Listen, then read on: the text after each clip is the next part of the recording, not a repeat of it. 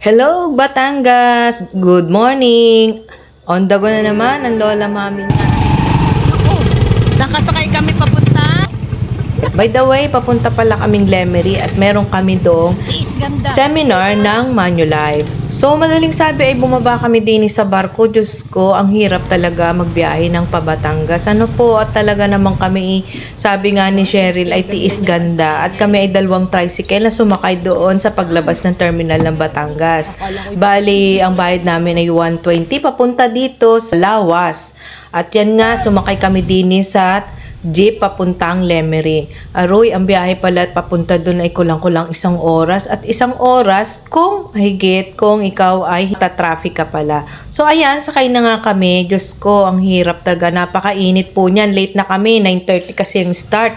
Itingnan nyo naman ang mga kasama ko para may mga online business at laging naka-cellphone. Talaga lahat hindi na nag-uusap. At ito na nga, nabaybay na namin itong Lemery. Papunta ng sa Max kasi yun eh. Ang layo talaga. Alam mong nakailang sakay kami. Sumakay kami dyan sa Badja naman. At ito, hatid naman daw kami doon sa Max. At medyo nasikipan, kaya naglipat-lipat muna ng upuan at sasakay ang inyong lola ay sa likod kasi tabaan ng mga nasa likod. At yung mga payatan ang sa unahan. At nataon naman ang aming nasakyan ay ang bagets na lolo. Pakiramdam ko ay pagkalayo talaga dahil ang dami na namin napagkwentuhan ay hindi pa rin kami nakakarating doon sa Max na iyon. Ayan, siguro ito na, malapit na siguro kami dahil sabi ni Manong malapit na. Na daw yung Max. Oh, that bibidyohan ko muna kayo. Yan po, mga luray-luray na. Si Boss Baste pala to eh.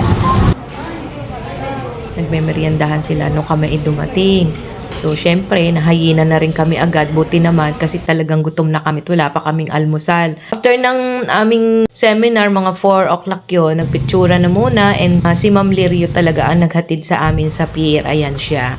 So, kami naman eh hindi niya talaga pinalampas na makauwi na hindi daw namin natitikman itong Benz halo-halo. Abay, totoo nga naman at masarap nga naman at mura pa Natikman din namin itong pinagmamalaki nila sa aming halo-halo. Thank you so much, Ma'am Lirio, sa paghahatid sa amin at sa kanyang mga FA na nalimutan ko na mga pangalan. Sorry naman. At ito'y natid niya kami sa Pier Uli ng Batangas at ito na nga pumipila na naman kami dito sa ng ticket. At ito, pasakay na kami ng barko. So, yun lang. Maraming salamat at pauwi na naman kami. Thank you so much. Bye-bye for watching. Thank you.